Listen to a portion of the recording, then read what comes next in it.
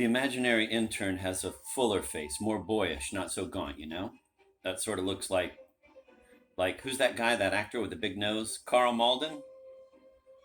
Laughing. No, Mom, today. He was in that movie, The Pianist, and what is that, Summer of Sam? He was in a beer commercial. I think it was a Stella Artois commercial. God, I can picture him perfectly, and I just cannot think of his name. You know something funny? I've never liked beer. It looks so good on a hot day, but I just never liked it. Oh, that Woody Allen movie, Midnight in Paris. He was in that. He played Salvador Dali. Adrian Brody. I love that movie. Did you ever see Un Chien Andalou? It's better. He sighs. You really scared the shit out of me. I didn't know what happened to you. That's so silly of you. I just had to pee. You remember that poor little boy, James Bulger? That toddler who was kidnapped from the mall in England? And he was subsequently murdered, and the whole abduction was caught on CCTV cameras? I thought for a minute that, I don't know, I thought that something like that might have happened to you. But sort of inside out. Here the mom is kidnapped and the little boy is left in the mall frantically searching for her. I even thought for a minute that those guys might have taken you. What guys? The Panda Express and Sbarro guys. I'm not such a pushover. I wouldn't let two guys abscond with me like that. I was freaking, seriously. I was getting the tintinnabulation, the tinea versicolor, the pruritus Annie. It was like textbook. Mark's mom is examining another pattern of cracks on the floor.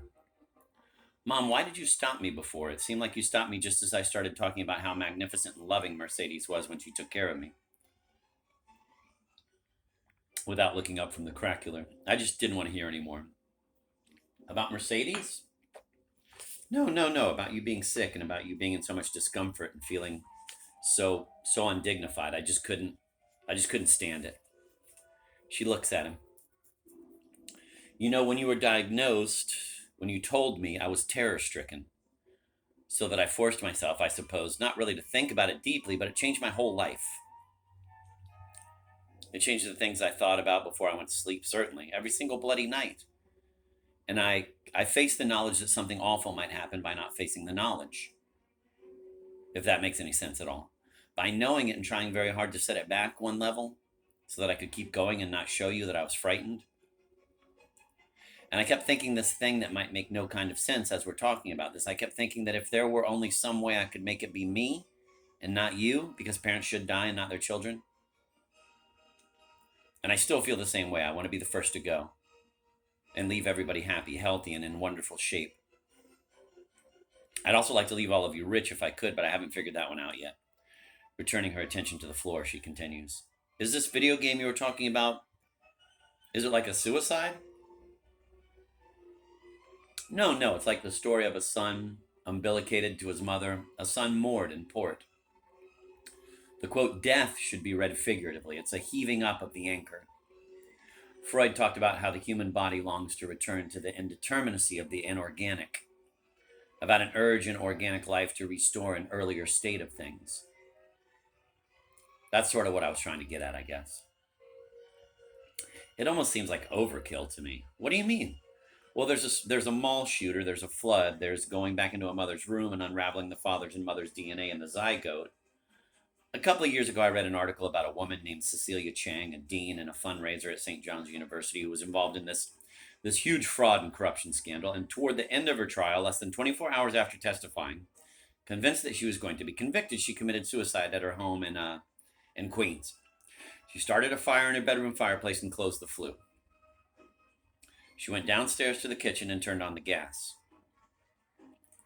She slit her wrists, and then she hanged herself with stereo speaker wire from a lowered attic ladder. And I remember thinking, fuck, this woman was not leaving anything to chance.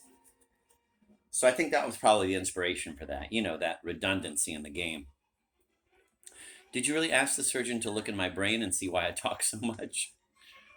I have to think there's a correlation between hyperemesis gravidarum and projectile logorrhea. And I really do believe that there's a genetic link between a mother's pathologically excessive talkativeness and a son's persistent fantasy of gesticulating from a balcony and haranguing a crowd in a piazza. Don't you? Well, as long as you brought up Freud, I think we need to ask two psychoanalytical questions here. What does the form of this autobiography displace, repress, or disavow? And what is striking in its absence here? What is being occluded? Because doesn't the real story always consist of the very content that's being occluded?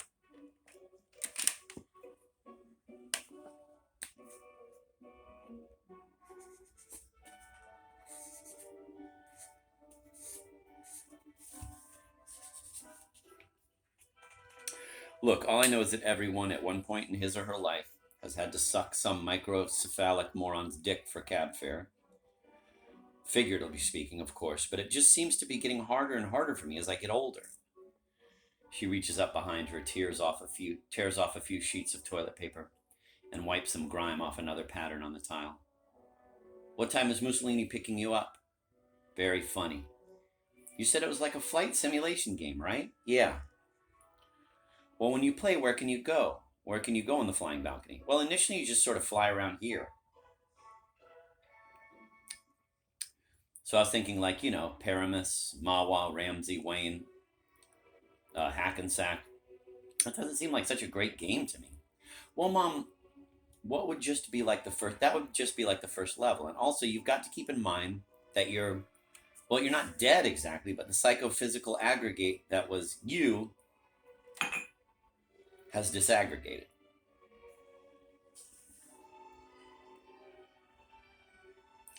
You know something that occurred to me when you were talking before? I think you're too hard on yourself about your father. No, I'm too impatient with him. I'm an impatient person. There's a blind guy who works out at my gym, and the other day he passed gas, and it was pretty loud, and my immediate reaction was like, oh, dude, gross.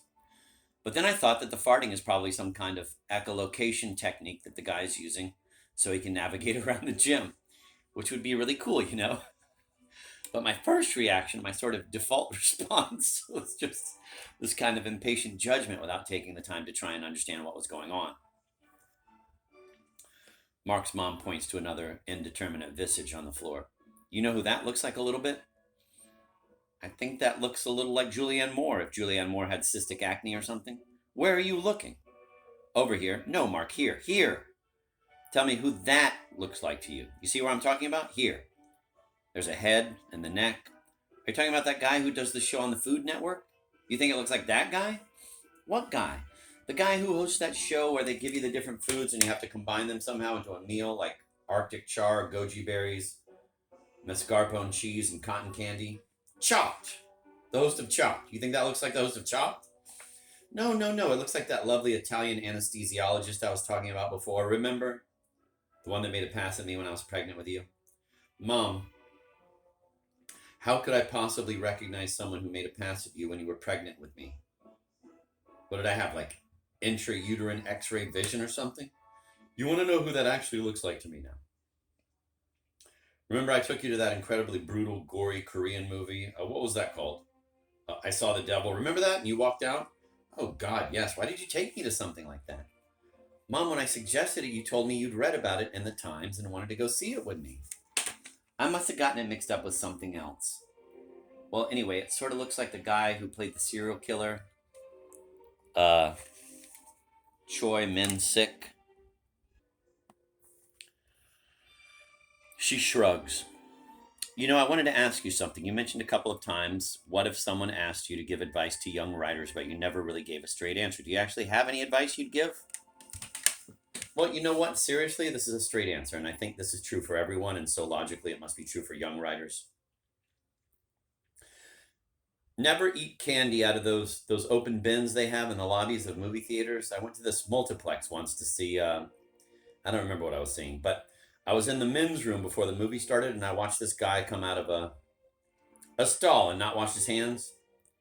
And he heads straight for those candy bins in the lobby, and he sticks his gross, unwashed E. coli hand in this bin of sour gummy worms, or whatever it was, and rummages the fuck around in there. I mean, that's like direct ass to mouth candy. That's a porn expression. You probably don't know that one. That's absolutely revolting. Well, aphids drink leaf sap and then excrete droplets of this sugary liquid from their rear ends, and that's the stuff that ants drink. So, I mean, it does happen in nature. She shrugs, changing the subject. What would you say if someone said to me, I don't think there was any reading, I don't think there's any autobiography, I don't think there's any fucking video game. I think you and your mom just came to a mall, came to a food court, sat down, and had something to eat. And I think you just stood up on a table and started talking like some fucking nut job. Or did some kind of loony reenactment of your internal psychodramas, or you and your mother's weird ass folie à deux, or some reenactment of your weird little lunches together at the bird cage at Lord and Taylor a million years ago. And that's all this whole thing is. What would you say to that? You know what I'd say? I'd say that's the great thing about literature. Everyone's entitled to his or her own interpretation. That's what I'd say to that. Well, all I know is I'm real.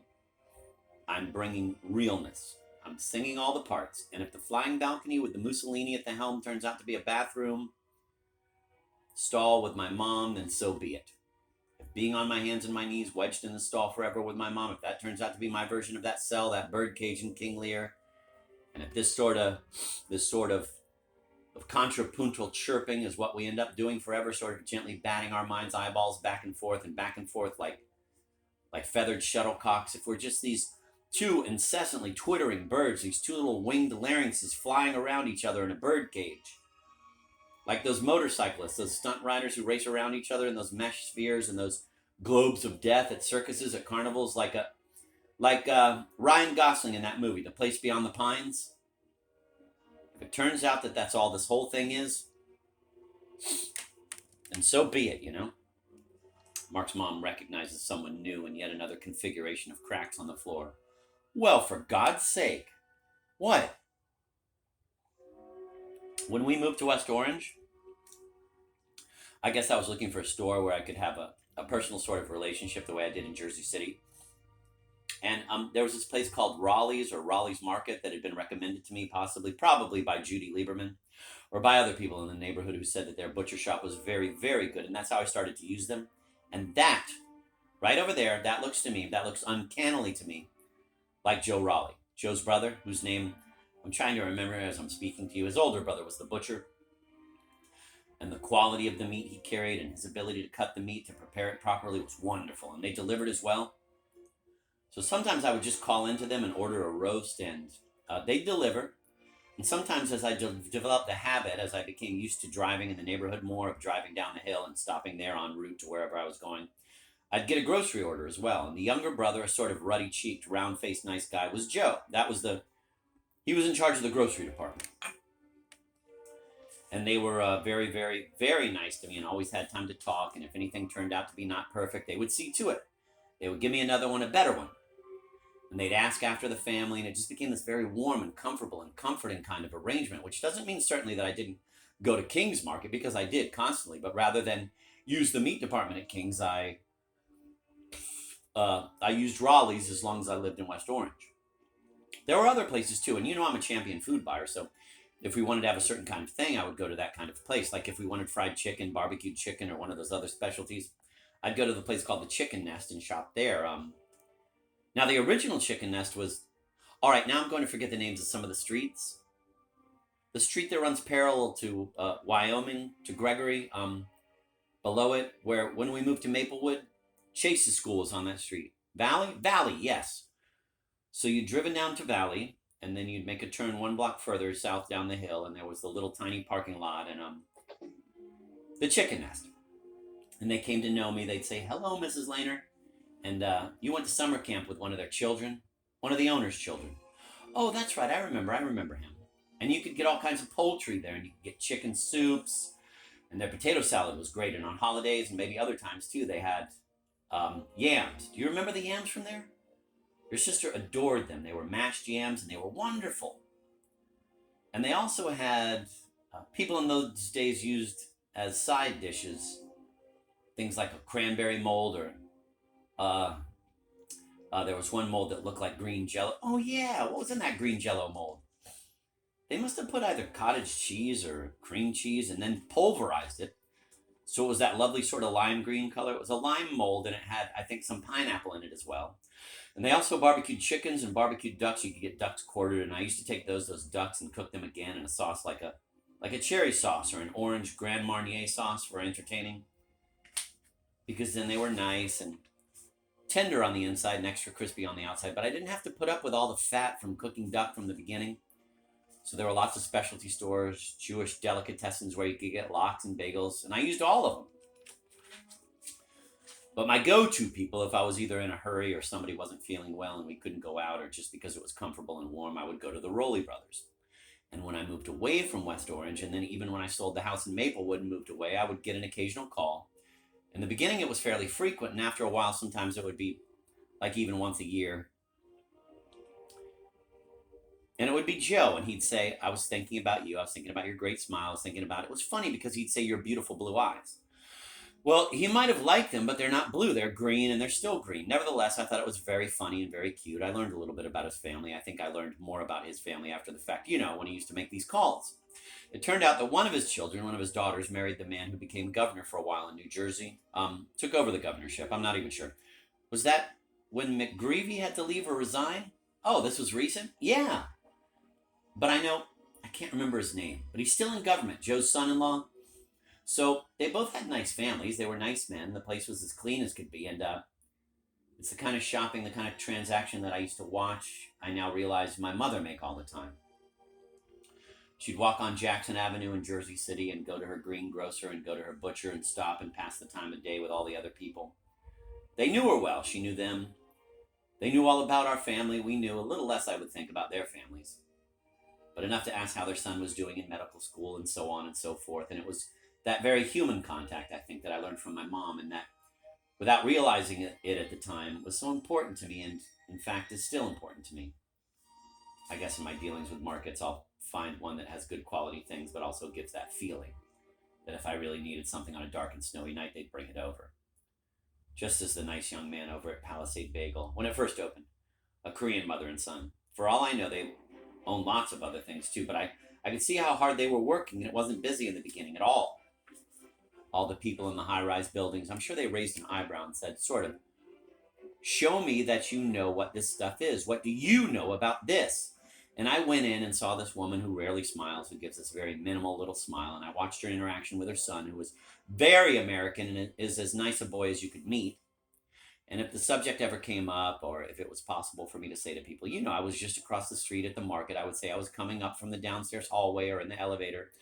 And the things they have are really excellent. Their bagels are really good bagels, and the tuna salad is the best tuna salad. And your sister calls me from Weehawken about buying tuna salad and bringing it over to her. That's how good it is. My fussy daughter. I'm not claiming that I made their success. That would be rather self-aggrandizing, and I don't mean that.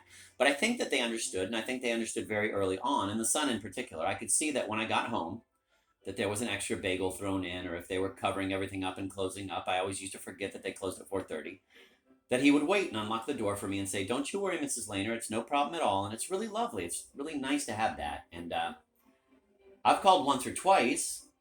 I called when I had the flu a couple of years ago. I called when I had the bursitis in my hip and I wasn't supposed to move around, and I would say who I was and ask if it would be possible for someone to bring something over, and they'd say, of course. And maybe they do that for everybody, but it's the feeling I like and the feeling I have with them, and it's very nice.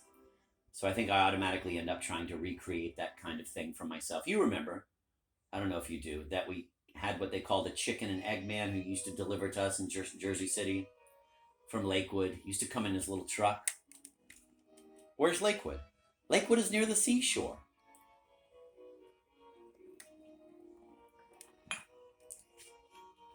And at this point in time, it has, I think, an enormous, very, very Orthodox Jewish community. There are many, many very Orthodox young families. A young woman who looks like she can't be more than 25 or 28 years old, with about 5 or 6 children and pregnant again. But it was always known as a rural farming area where eggs, butter. I used to buy sweet butter from him.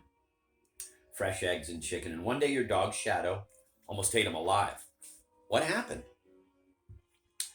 I had Shadow on the leash on Westminster Lane when I had walked out the front door just as his little panel truck pulled up. And he asked what I wanted, and I told him, and we talked about one thing or another. I don't remember what it was. And he started to explain something to me, and he went like this in explanation. He sort of put his arm out.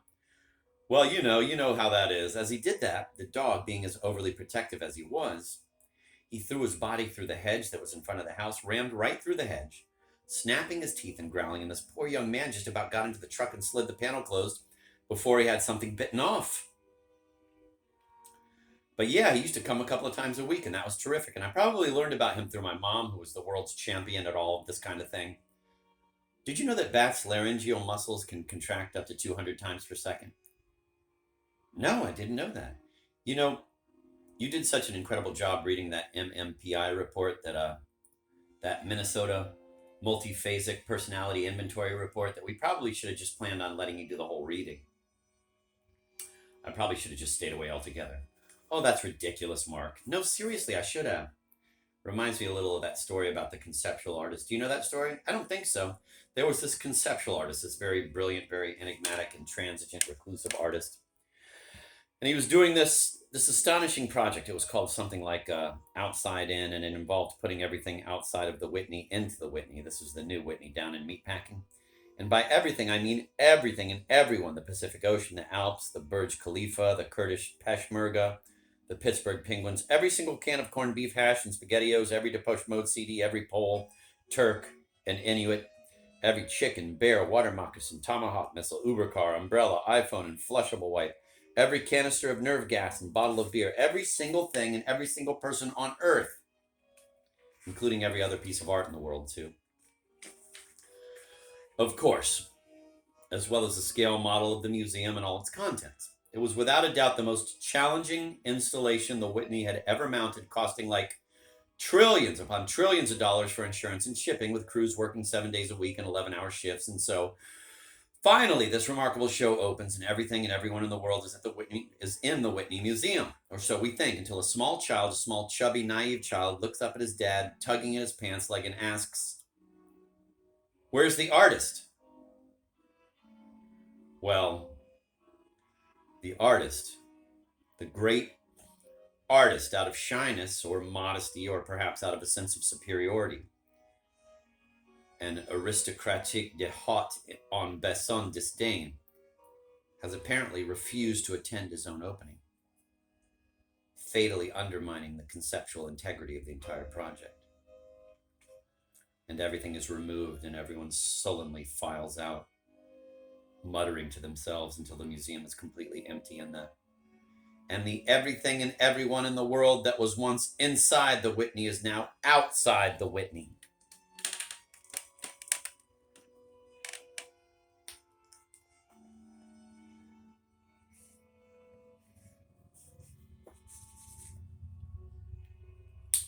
That sounds like one of those folk tales I used to read to you while you were eating.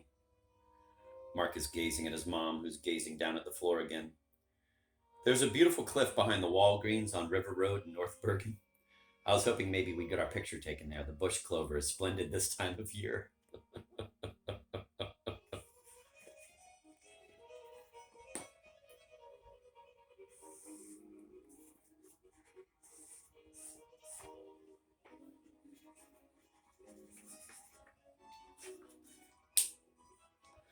For a moment, they both seem lost in their own reveries. "I want to take a picture of us, okay?" He tries to stand so he can reach into his pants pocket and get his phone.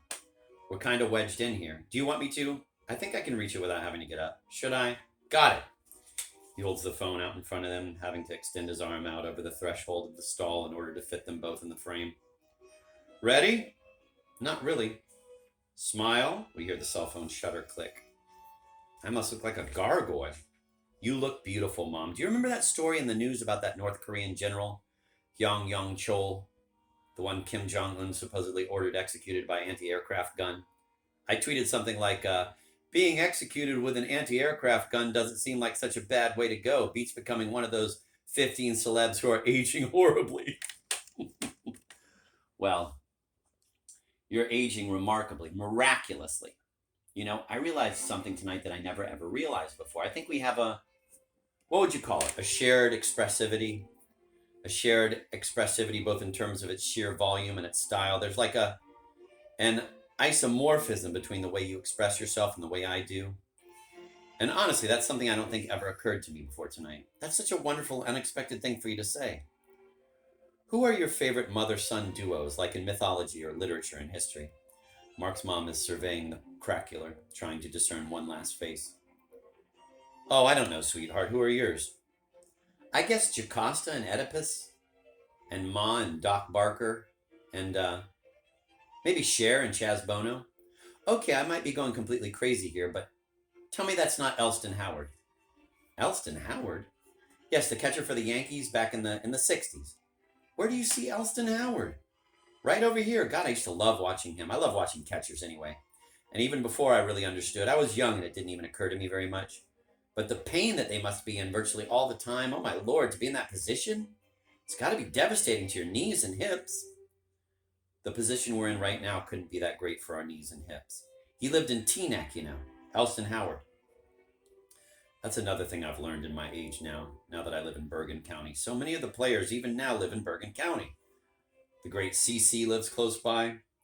CC Sabathia lives close by, and his wife, Amber, is in lots and lots of charity events and things. They live in Fort Lee. They might live in Tinafly.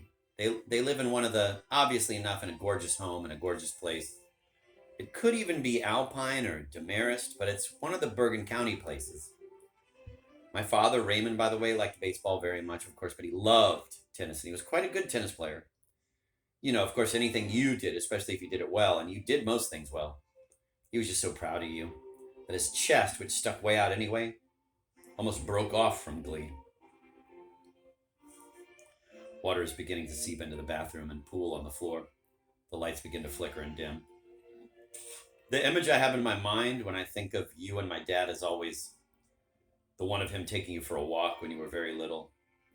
And you're holding on to, I think, one of his fingers, and he's walking with his chest way, way out. He's so thrilled with his boy. You were his first boy.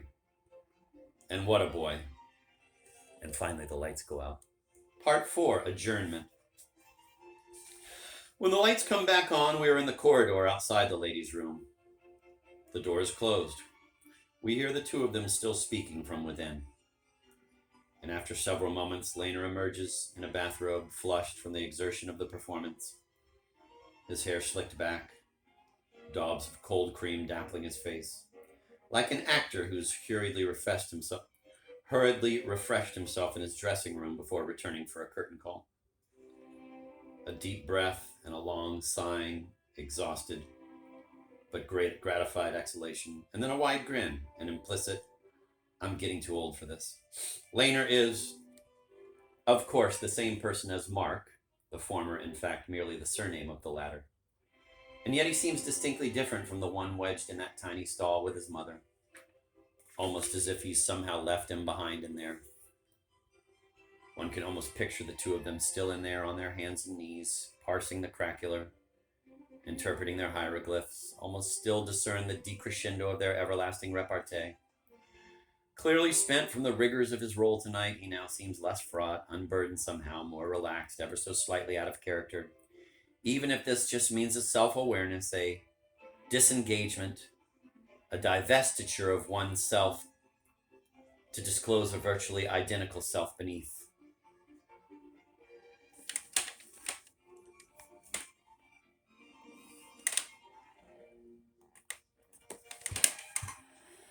Laner. When I was a little boy, sometimes I used to stay over on Saturday nights at my grandparents' apartment. These were my dad's parents, Sam and Rose, this little one-bedroom, one-bathroom apartment over on Gifford Avenue on the boulevard in Jersey City. And we'd all watch the Jackie Gleason show together, and one of the incarnations of the variety show he used to do for CBS in the 60s. The one with the June Taylor dancers and Sammy Spear and his orchestra and Frank Fontaine. And Gleason used to come back out on stage at the end of the show in his bathrobe and address the audience and sometimes bring some of the cast members out for curtain calls. And he seemed spent, but so happily, so exuberantly spent, if that makes any sense. Which is just the way I feel right now, right here tonight. When my grandfather Sam was in his mid-70s, he developed leukemia, and he endured several terribly arduous years with the disease. He developed sores in his mouth that were excruciatingly painful and made it very difficult for him to eat just about anything that he liked. He was exhausted, debilitated, homebound for the most part. It was a difficult time, a grim time for him, and then one day, so I remember it, he seemed to spontaneously recover. He woke up with terrific energy and high spirits, and that evening he got dressed up. He'd always been quite a dandy, quite a clothes horse. Picked out one of his fancy walking sticks, got in his car. He'd always loved driving, loved his flying balcony. And he took my grandma Rose to some restaurant down in the Jersey Shore that they both loved. And they had a fabulous lobster dinner, and he died in his sleep early the next morning.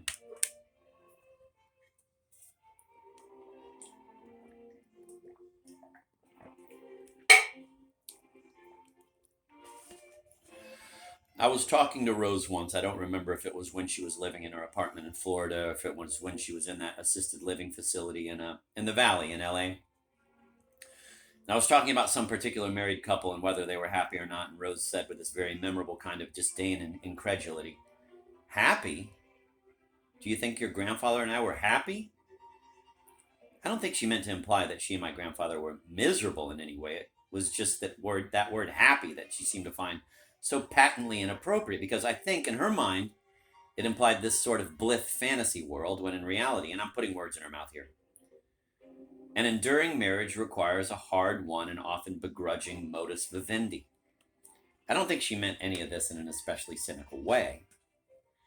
And I'm fairly certain most other women her age and of her generation would have said basically the same thing, although Rose did frequently add that all men were snakes. But she'd say even that with a smile and her Betty Boop blink, blink, blink, and then she'd look at me and say, "He was such a handsome man, I miss him." Blink, blink, blink. Well, I miss him too. And I miss you, Rose. And I miss Ray and Harriet and all those wonderful, inimitable people from that time. And I miss that whole world with its lulling strobe of passing verdant days, the pointillist haze of its afternoons, with all its rooms and murmuring voices. That has all disappeared forever. He shrugs and sighs and smiles. I want to express my immense gratitude to my mom. When I first asked her if she'd like to do this, to sit with me and let me interview her and use the transcripts in this book, she said, "Oh, honey, I don't know if I could do that. I'd be so self-conscious. I'd almost feel as if I were playing myself." And I said, "Of course you can do it. You'll be great." I said, "Look at all these silly people. These silly reality stars, all these buxom socialites and degenerate hillbillies, these lonesome dwarfs and hoarders. It'll be absolutely fantastic." And even though she's never watched any of these kinds of shows, she's never even seen a single episode of Keeping Up with the Kardashians or The Real Housewives of this or that, never mind anything like Wives with Knives or Sex Sent Me to the Slammer or anything of that ilk. She's much more of a Downtown Abbey, Inspector Morse kind of person. She acquiesced.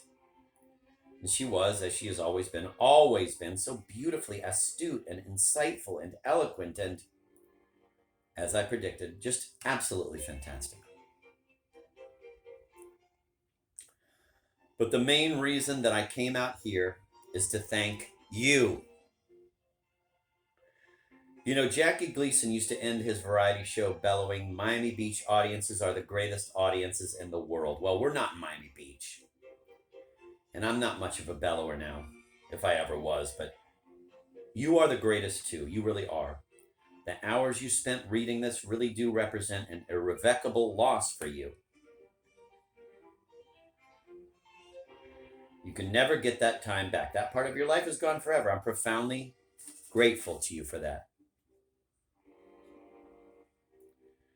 And so with this, I say goodbye to you. A very real goodbye. I am going west to better secure material subsistence for my family and myself. I have released my mind after almost 60 years of loyal service. I can only hope it will find its way back to its primordial home, which it left so long ago. Mushiwaki Gozamesen Deshita.